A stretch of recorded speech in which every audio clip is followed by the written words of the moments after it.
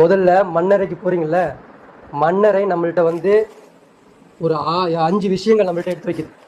மண்ணறைக்கு போறீங்கல்ல, மண்ணறை நம்மளை பார்த்து கேட்குமா, மண்ணுக்குள்ளே போகிறோமோ அதை நெருப்பில் வச்சு உங்களை வச்சு என்னது நெருப்பு வச்சு சாம்பல் ஆக்கிட்டாலும் சரி, இல்லை ஒரு மீனை கடிச்சு திண்டுட்டாலும் சரி, எங்கே போனாலும் உங்கள் ரூ எங்கே வைக்கப்படும்?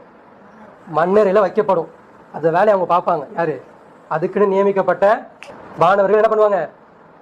அதை அவங்களோட வேலை அவங்க செய்வாங்க. அந்த மன்னரை ஒரு 5 கேள்வி நம்மள்கிட்ட கேட்குது. சரியா? ஃபஸ்ட்டு கேள்வி கேட்குது, நான் தனிமையின் வீடாவேன். எப்படி சொல்லுது? நான் எப்படிப்பட்டவன்? தனிமையின் வீடாவேன். என்னுடைய தனிமை உன்னால் தாங்க முடியாது. அம்மா அப்பா, சொந்த பந்தம், ரத்த பந்தம், உறவு, மற்றபடி காசு, பணம், சொத்து, மதிப்பு இதெல்லாம் இருக்குல்ல, எம்எல்ஏ பதவி, போலீஸு, டாக்டரு, அட்வொகேட்டு, என்னென்ன இருக்குது, இது எதுவுமே அந்த கேரக்டர் அங்கே கிடையாது. அங்கே போயிட்டீங்கன்னா நீங்கள் யார்? ஜட்ஜாக இருந்தாலும் அங்கே அவங்களுக்கு என்னது, அந்த மண்ணுக்கு நீ ஒரு பெணம் தான். போலீஸாக இருந்தாலும் நீ யார்? பெணம் தான். எம்எல்ஏவாக இருந்தாலும் நீ யார்? பெணம் தான். அரசியல்வாதியாக இருந்தாலும் நீ யார்? பெணம் தான். ஏன் இந்த உலகத்தை நிர்வாகம் செய்கிறேன் நான் தான் மன்னன் சொல்கிறீங்களே, உங்களுக்கும் அந்த மன்னனுக்கு அந்த மண் என்ன சொல்லும்? பெணம் தான். ஃபஸ்ட்டு சொல்லுது, உன்னோடு இருக்கக்கூடிய ஒருவனை கொண்டு வா.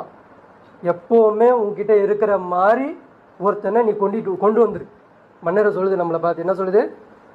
எப்போவுமே உங்ககிட்டயே இருக்கக்கூடிய ஒருத்தனை நீ கொண்டு வந்துரு அப்படின்னு சொல்லுது. என்னுடைய தனிமை அது என்னவா இருக்கும்?